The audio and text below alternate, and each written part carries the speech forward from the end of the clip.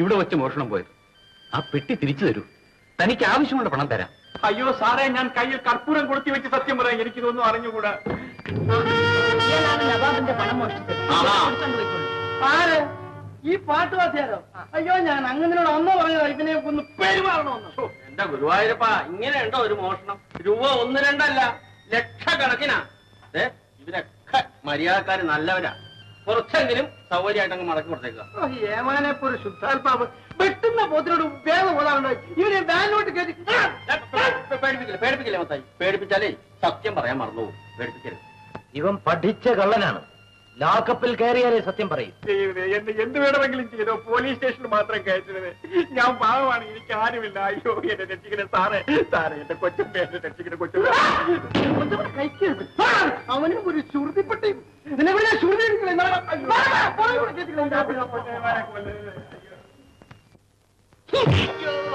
എടാ, സത്യം പറഞ്ഞു ഇല്ലേല് നിന്റെ എല്ലാം ഓരോ നൂലെടുത്ത് ഞാൻ ശ്രുതിപ്പെട്ടി ഉണ്ടാക്കി. എന്റെ പൊന്നേമാനന്മാരെ, ഞാൻ പാവപ്പെട്ടവരാണ്, ആരോരും ഇല്ലാത്തവരാണ്. എന്റെ ജീവിതത്തിൽ ഒരു കാശ് പോലും ഞാൻ മോട്ടിച്ചിട്ടില്ല.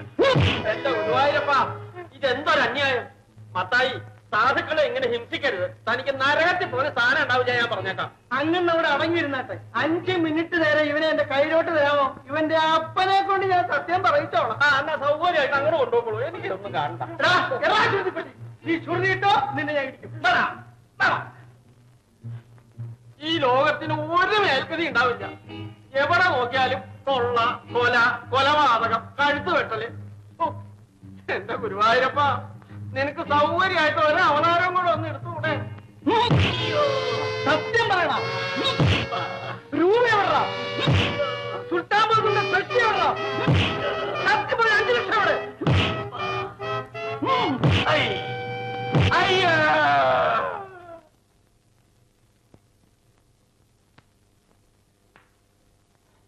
അങ്ങനെ അടിവാടി അങ്ങനെ അവന്റെ ശ്രുതി പോയി. എന്താണ് താനീ പറയണേ? ഒന്നും നോക്കിയാട്ടെ.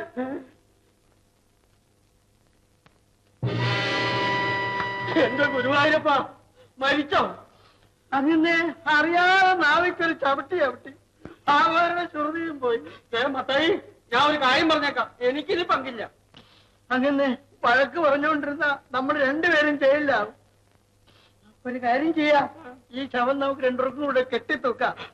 എന്നിട്ട് രാവിലെ വയറ്റുവേദന സഹിക്കാൻ വയ്യാഞ്ഞിട്ട് ഇയാള് കെട്ടിത്തൂങ്ങി ചത്തതാണെന്ന് പറഞ്ഞ് അങ്ങനെ റിപ്പോർട്ട് എഴുതിയേക്കാം. മഹാഭാവി, എന്നെ കൂടെ തൂക്കച്ചാടെ കേട്ടണോ?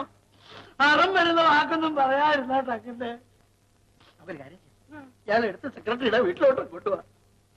അവിടെ കൊണ്ട് കുളിച്ചിടാൻ അവര് സമ്മതിച്ചില്ലെങ്ങനെ മത്തായി? ആര് പറഞ്ഞു? സെക്രട്ടറി മഹേശ്വരിയമ്മ പറഞ്ഞിട്ടാണ് നമ്മൾ ഇതെല്ലാം ചെയ്തത്. അവര് വേണം നമ്മളെ രക്ഷിക്കാൻ. വന്നാട്ടങ്ങനെ ആരും അറിയാതെ ഈ ശവം നമുക്ക് അങ്ങോട്ട് എടുത്തോണ്ട് പോകാം. എന്റെ ഗുരുവായൂരപ്പ, പിടിച്ചാട്ടങ്ങനെ. എന്റെ കർത്താവേ,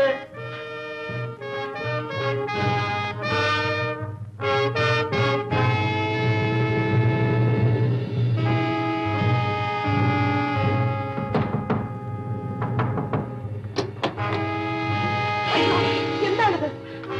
സൗകര്യമായിട്ട് കഥാവും കൂടെ അറിഞ്ഞു. എല്ലാം ഗുരുവായൂരപ്പന്റെ ശിക്ഷയാണ്.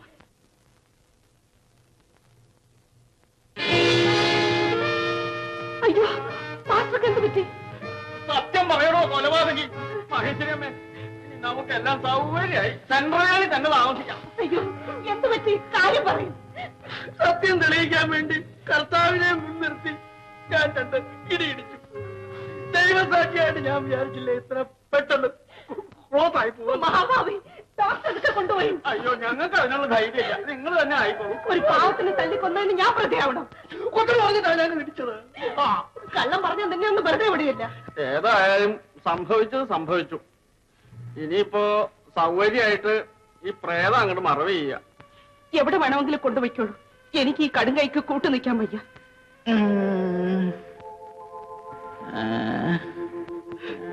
എന്റെ ഗുരുവായൂരപ്പ, ഈ ഒരു പ്രാവശ്യത്തേക്കെങ്കിലും മാഷക്ക് ജീവൻ കൊടുക്കണേ.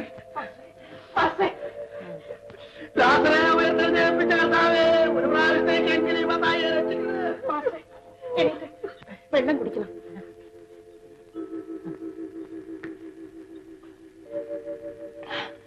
ഞാനിപ്പോ എവിടെയാണ്? പേടിക്കുന്നത് എന്റെ വീട്ടിലാണ്. ഞാൻ മോഷ്ടിച്ച് തെളിയിക്കാനാണോ ഇവർ വന്നിരിക്കുന്നത്? അയ്യോ ദൈവത്താണല്ല മാഷെ, പഷ്ണി കിടന്ന് ചത്താലും മാഷ് മോഷ്ടിക്കില്ലെന്ന് ഞങ്ങൾക്കറിയാം മാഷെ. മാഷെ റൂമിലോട്ട് പോകാം. ഡോക്ടറെ അടുത്ത് കൊണ്ടുപോയി മരുന്ന് മേടിച്ചു കൊടുത്തിട്ട് പോണം മാസ്റ്റർ. അടി കൊണ്ടതിലൊന്നും എനിക്ക് പരാതിയില്ല. ഞാൻ നിരപരാധിയാണെന്ന് മാത്രം പറഞ്ഞാൽ മതി. മാസ്റ്റർ ഒരു കുറ്റവും ചെയ്തിട്ടില്ല. പഴയ പോലെ പഞ്ചവടി തന്നെ ജോലി നോക്കാം. വന്നാട്ടെ സാറേ, കർത്താവിനെ വിചാരിച്ച് നടന്നു നോക്കി അങ്ങ് മറന്നേച്ചാ. എന്റെ ഗുരുവായൂരപ്പ, ഒരു പുനർജന്മം കണ്ടു.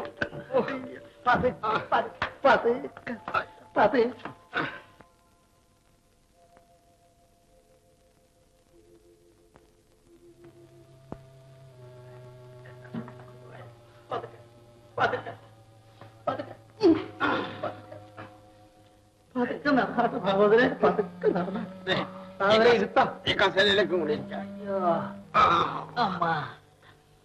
അപ്പോഴേ മത്തായി, നമ്മുടെ ആ വൈദ്യശാലയിൽ പോയിട്ട് ഒരു 6 ഔൺസ് ദേശമൂലാരിഷ്ടവും ഒരു തവി പിന്നെ ധാന്യന്തരം കുഴമ്പും കൂടെ മേടിച്ച് ഭാഗവതർക്കൊന്ന് കൊടുക്കണം. ഭാഗവതരുടെ സർവ്വ വേദനയും സൗകര്യമായിട്ട് പൊക്കോളൂ കേട്ടോ. അങ്ങനെ അത് വേണ്ട. അങ്ങത്തെ ഒരു 500 മില്ലി പട്ടച്ചാറായത്തിനകത്ത് 2 പച്ചമുട്ട അടിച്ചങ്ങ് കൊടുത്താല് അവരുടെ ശരീരത്തിന്റെ വേദന അങ്ങ് മാറും. അവരുടെ പഴയ ശ്രുതിയും വീണ്ടും കിട്ടും. കയ്യ് അകത്തിട്ട വകയിൽ അസ്ഥാനത്തെങ്ങാനും കൊണ്ട് കാണും. മത്തായി, എന്നാലേ ഒരു ലേശം ചെന്നിയായം കൂടെ അതിനകത്ത് ചേർത്തേക്കണം. ആട്ടെ കേട്ടോ ആട്ടെ. ഭാഗവതരെ, ഭയപ്പെടാനൊന്നുമില്ല. ഇതുപോലെ ഗുരുവായൂരപ്പന്റെ കളികള് ധാരാളം സൗകര്യമായിട്ട് കണ്ടവരാ ഞങ്ങള് കേട്ടോ. എന്നാ അങ്ങനെ സൗകര്യമായിട്ട് പോയാ.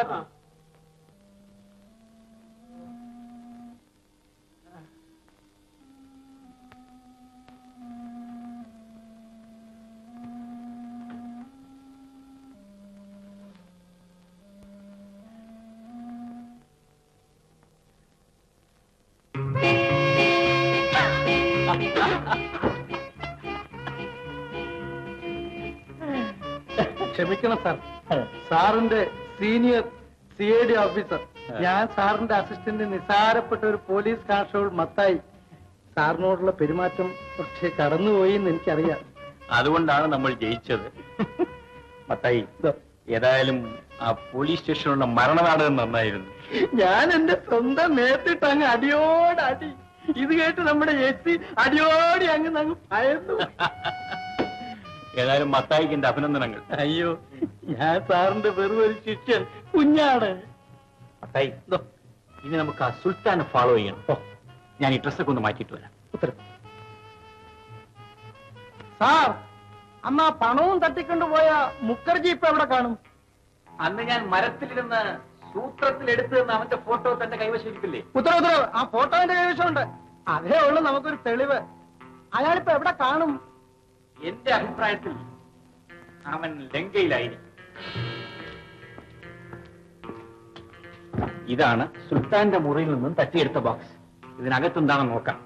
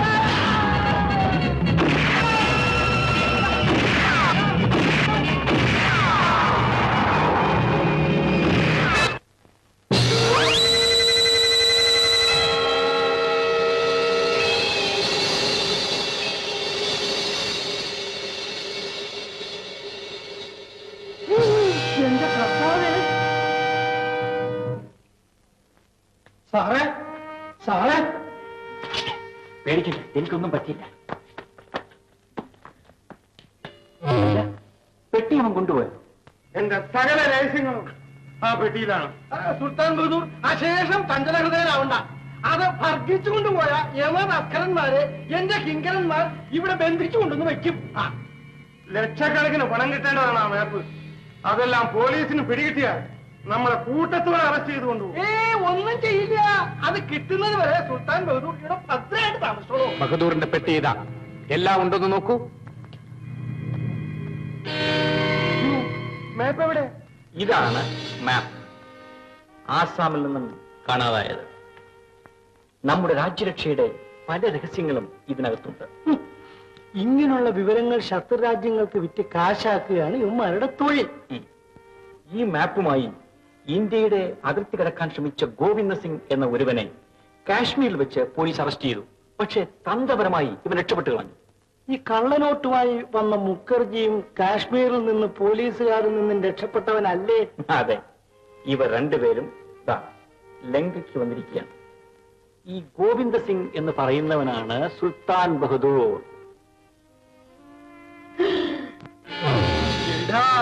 ഗോവിന്ദ സുൽത്താനെ, ഈ ഭയങ്കരന്മാർ ഇവിടുന്ന് കടന്നു കളഞ്ഞല്ലോ സാറേ. എങ്ങും പോയിട്ടില്ല. ഇവന്മാരെല്ലാം ലങ്കയിൽ തന്നെ കാണും. മത്തായി, നോക്കൂ, ഈ കാണുന്ന കണക്കുകളുണ്ടല്ലോ, ഇതെല്ലാം ഇന്ത്യയുടെ എല്ലാ രാജ്യങ്ങളിലും ഇവന്മാർ കൊടുത്തിരിക്കുന്ന കള്ളപ്പണത്തിന്റെ കണക്കാണ്. ഇത് കണ്ടോ, ഈ അടയാളങ്ങൾ, ഇതെല്ലാം ഇവന്മാരുടെ സങ്കേത സ്ഥലങ്ങളാണ്. പക്ഷെ കോഡ് വാക്കുകളാണ് ഉപയോഗിച്ചിരിക്കുന്നത്. സാറേ, ഈ മാപ്പ് വെച്ച് നമുക്ക് അവന്മാരെല്ലാം തപ്പാമല്ലോ. മത്തായി, ഉത്തരവ്. സുൽത്താൻ ബഹദൂറും മുഖർജിയും ഇവിടെ നിന്നും രക്ഷപ്പെടുന്നതിന് മുമ്പ് അവരെ പിടിക്കാൻ സാധിച്ചാൽ നമ്മൾ ജയിച്ചു. ഇതിന് മുഴുവൻ കാരണക്കാരൻ ഈ ശുംഭൻ ബാറ്റ്മാനാണ്. ഇനി ഒരിക്കലും ഇങ്ങനൊരു തെറ്റ് പറ്റിയില്ല. നിന്നെ പിരിച്ചുവിട്ടിരിക്കുന്നു. ഗസ്റ്റ് റൂമിന്റെ താക്കോൽ എവിടെ? ആ ഷെൽഫിൽ വെച്ചേക്കും.